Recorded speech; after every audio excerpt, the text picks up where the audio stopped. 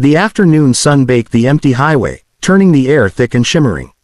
A line of motorcycles rolled through the dusty outskirts of town, engines humming low as the riders slowed near a quiet roadside market. That's when they heard it. A small, trembling voice cut through the rumble of exhaust. "Buy my bike, sir, Mommy hasn't eaten in 2 days." Marcus lifted his visor. Standing near a cracked sidewalk was a little girl, barely 8 years old, holding onto a tiny pink bicycle with peeling stickers and a bent bell. Her dress was faded, her sandals worn almost through. But it was her eyes that stopped him cold. They weren't begging. They were pleading. Marcus raised a fist, signaling the group to stop. One by one, the bikes powered down, leaving behind a sudden, heavy silence. He walked over slowly, kneeling to her level. "You're selling your bike?" he asked softly. She nodded, gripping the handlebars tighter. "It still works. I cleaned it this morning." Her voice was steady, practiced, like she'd already asked this question too many times today.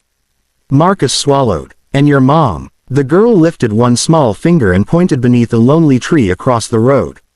On a broken wooden bench sat a woman, hunched forward, arms wrapped around herself. Her face was pale, lips dry, eyes distant. She tried to smile when she noticed the bikers watching, but it faded almost instantly.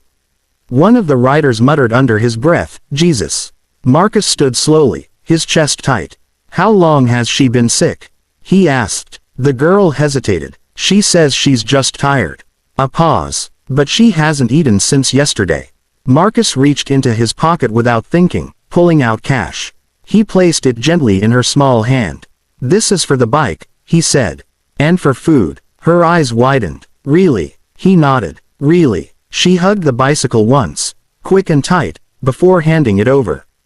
Behind Marcus, the bikers watched in silence. Every one of them knew. This ride had just become something else entirely. Marcus waved one of the riders over. Within seconds, a bottle of cold water and a wrapped sandwich appeared in his hands. He crossed the road slowly, not wanting to startle the woman. "Ma'am," he said gently. "Please, have some." The woman looked up, confused at first, then embarrassed. Her hands trembled as she accepted the water. She tried to speak, but her throat was too dry. She took a small sip, then another. Only after that did she manage a weak smile. "Thank you," she whispered. Marcus crouched beside her. One of the bikers laid his jacket across her shoulders when he noticed she was shivering, even in the heat. Her daughter hurried over, eyes glued to the food. "Eat slowly," Marcus told her softly. "Both of you." They sat together on the broken bench, sharing the sandwich in careful bites. The little girl kept pushing the bigger pieces toward her mother. "You need it more," she insisted. That alone nearly broke them. After a few minutes, color returned to the woman's face. Tears gathered in her eyes, spilling freely now. "I'm sorry," she said, wiping her cheeks. "I didn't mean to cause trouble." "You didn't," Marcus replied. "Tell us what happened." She took a shaky breath. "My husband died 3 months ago," she began. "He was hit by a delivery truck. After that, everything fell apart." Her voice cracked. "We had a tiny shop. Just enough to survive, but the landlord said we were behind on rent, even though we weren't. He changed the locks while we were at the hospital." One biker clenched his jaw. "I borrowed money to fight it," she continued. "But the man who lent it, he kept adding fees, interest, penalties. Soon I owed 3 times what I took." Her hands curled into her lap. "I tried to find work. Cleaning houses, washing dishes, but, without papers from the shop, no one would hire me." She looked down at her daughter. "So she started asking strangers if they'd buy her bike." The riders stood frozen. Big men, tough men, silent. Marcus slowly rose to his feet. Behind his helmet, his eyes burned. He turned to his brothers. "All right," he said quietly. They knew that tone. This wasn't charity anymore. This was personal. Marcus stepped away from the bench and walked back toward the line of motorcycles. The others followed, forming a loose circle around him. No one spoke at first. Engines ticked softly as they cooled. Dust drifted across the road. Somewhere nearby, a vendor closed his stall, pretending not to stare. Marcus removed his helmet. His face was calm, but his jaw was tight. "They stole her shop," he said quietly. "Then buried her in debt." One rider shook his head. While her kid begs on the street. Another clenched his fists. That's not just wrong. That's evil. Marcus pulled out his phone. I've got a friend in property records, he said. Another who knows local lenders. He made the calls right there on the roadside. Short, direct. Within minutes, names came back. Addresses. Details. The group mounted up. Not fast. Not angry. Just determined. They rode through narrow streets and crowded blocks until they reached a faded building with rusted shutters, the woman's old shop. Marcus knocked. Hard. A man answered, already nervous when he saw 20 bikes lined up outside. We're here about the illegal eviction, Marcus said calmly. The landlord tried to laugh it off. There must be a misunderstanding. Marcus held up his phone. Funny. Because the payment receipts say otherwise. The man's smile vanished. Inside an hour, keys were handed over.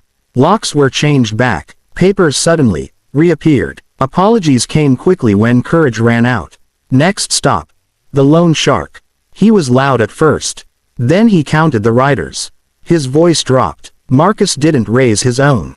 He simply placed a list of inflated charges on the table. You took advantage of a widow, he said.